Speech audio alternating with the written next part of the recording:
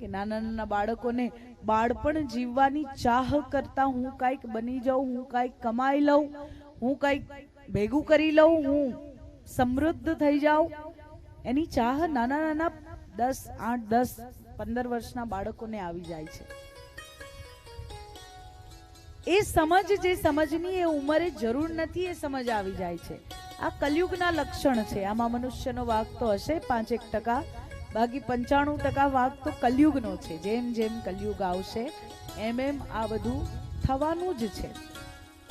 પણ કનૈયાની યોજના એવી છે કે દરરોજ યોજના બનાવે, માખણ ચોરી કરવા જાય, ચોરી કરીને આવે એટલે ગોપી યશોદા મૈયાને ફરિયાદ કરવા આવે કે મૈયા તારો લાલો રોજ આવીને અમારા ઘરે માખણ ચોરી કરે છે ને એટલું જ નહીં, કૃષ્ણ કેવા છે, સૂતેલા નાના નાના બાળકોને જગાડી દે છે. જગાડે કેમ? કહે અરે હું સ્વયં આવીને ઊભો છું ને તું સૂતો છે. આ શું છે? મેનર્સ. મેનર્સ શીખવાડે છે. મેનર્સ કોને કહેવાય? ઘરમાં મહેમાન પ્રવેશે ને તમે ઊભા થઈને સ્વાગત ન કરો તો તમારી શું મેનર્સ?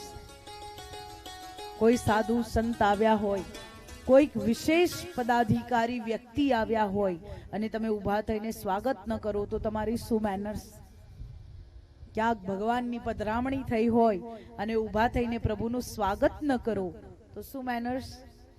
મેનર્સ કોને કહેવાય? અહીંયાથી પસાર થનાર દરેક વ્યક્તિમાં એ મેનર્સ હોવી જોઈએ કે વ્યાસપીઠને વંદન કરીને આગળ વધવું.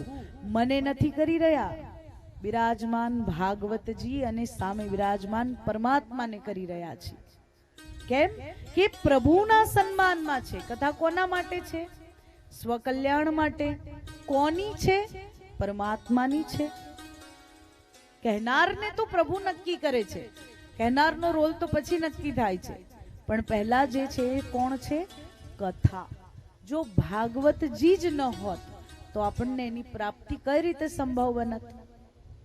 એટલે આપણી મેનર્સ શું છે? ભગવાન શ્રી કૃષ્ણ નાના નાના બાળકોને જગાડે, આમ ચૂટલીઓ ભરી ભરીને રડાવે, શું સૂતા છો? જાગો, હું આવી ગયો છું.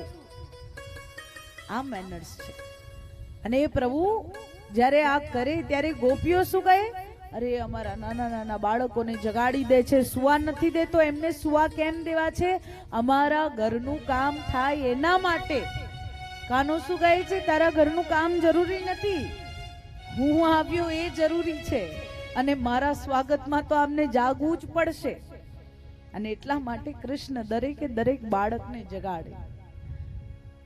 આ બધી પ્રભુની લીલાઓ અને પ્રભુના દર્શન માટે જાય ગોપીઓ ફરિયાદના બહાને. અને એવામાં એક હોશિયાર ગોપી. કેવી કહેવાય? હોશિયાર ગોપી. આપણે બધા હોશિયાર ભક્તો છીએ ને? ગાંડા ભક્તો છીએ કે હોશિયાર?